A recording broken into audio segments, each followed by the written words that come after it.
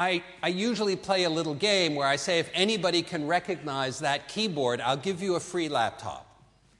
And if somebody thinks they can recognize it in the room, please yell it out, and I will send you a free laptop. But I have yet to have a room where anybody has guessed this keyboard. And yet, 80 million people speak this language. They never had a keyboard. The language is Amharic. And most people don't even know that Amharic is the name of the language in Ethiopia.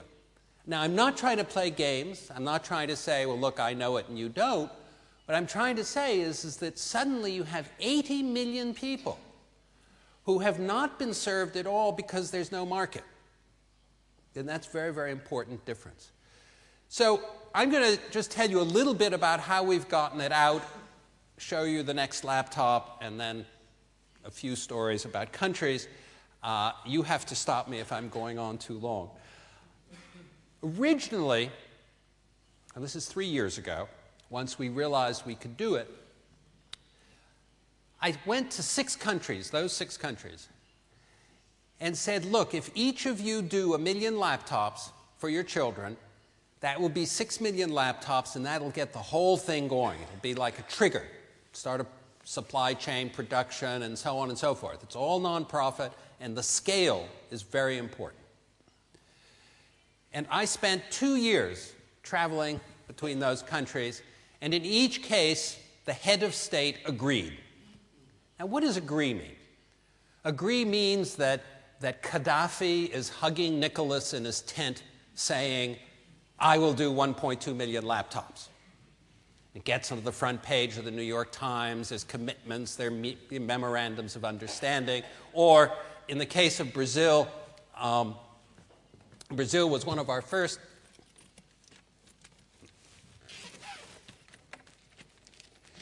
just bring out the little laptop, was one of our first countries, and Lula, when he was campaigning, made the fist sign in his campaign, and he held this in his fist. And I thought, what happens if he doesn't get elected? But he did. He got elected. And yet, it still didn't launch. In Brazil, Obasanjo, who was the president of Nigeria, in fact, I'll tell you a quick story.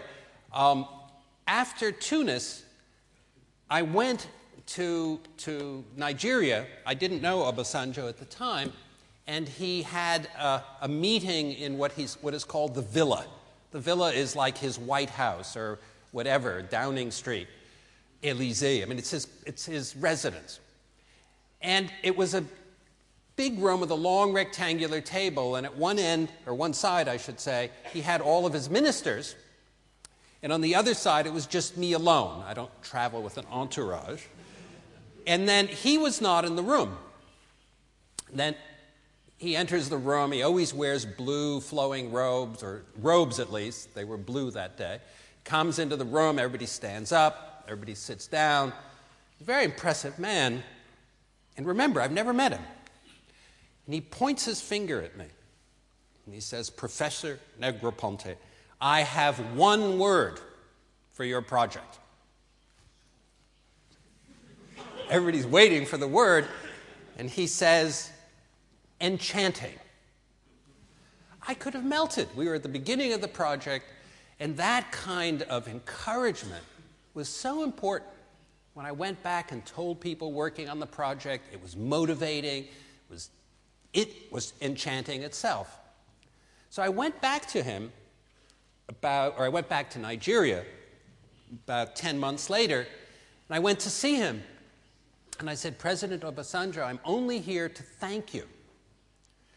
And I told him how motivating it was and how inspiring.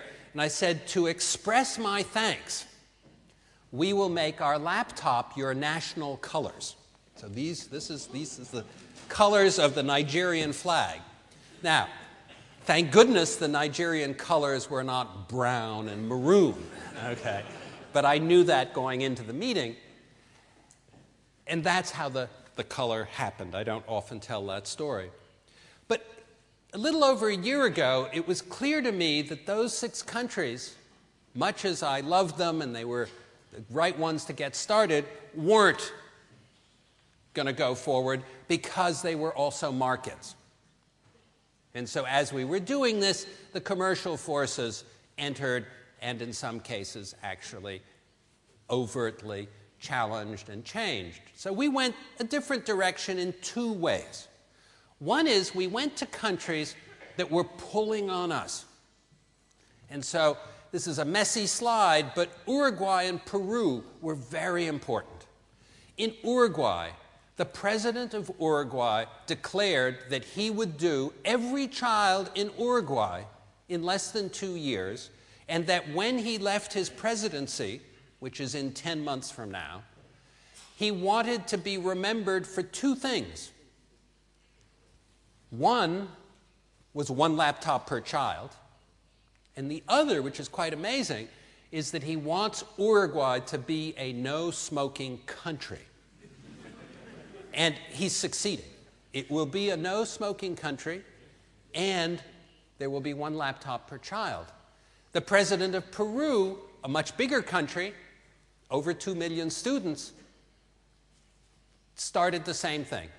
He said, every child in Peru will have a laptop, and the way he started it was very important. He went to the remote parts first. I'll show you a picture in a moment. The other thing we did, which we're doing again starting a week from today, is a program where you can give a laptop, get a laptop, and it will also be available in Spain, in all of Europe, all over the world. And what this did last year was it generated enough laptops to, going back to the list, this list, to go into Rwanda, Haiti, and Mongolia, those first. Rwanda, every single child will have a laptop within 3 years. Haiti hasn't declared a date, but these are countries that are really very poor, and it's very important because they're not like Nigeria. They're not like Brazil. In fact, one really doesn't understand the difference among countries until, I'll give you one thing that was very surprising to me, and that was to learn that India is only 80% of the GDP of Brazil. All of India is less than Brazil, and yet it's 8 times bigger. So you get these things that show you the differences in ways that are very astonishing. So I'm going to do 2 things and then stop. The first is quickly show you what the next laptop is and tell you why we're doing it. This is what we've announced for 2010, probably the end of 2010. And the reason we're doing it now, in fact, we did it in May, is that the one thing we underestimated was how fast industry would copy this, how fast there would be other laptops on the market. So we said, this time, let's do the opposite. Let's announce what we're doing and have everybody copy it. Because, again, we don't think of intellectual property in the same way. In fact, if you come and visit us, we ask you to sign a disclosure form, which simply says that you agree to tell everybody everything you've seen and everything you've heard, okay? Which is the exact opposite of what a company asks you to do. Because we want people to do this, and our responsibility is to keep the price down. And here, the change we made was that it is first and foremost an electronic book, and second, a laptop. And this, what I have here, is really a laptop, and it kind of also can be an electronic book. So here are my last slides quickly. I mentioned Peru was the most remote villages. In some cases, it's 3 days of travel from Lima. These are children who don't speak Spanish. They speak Quechua.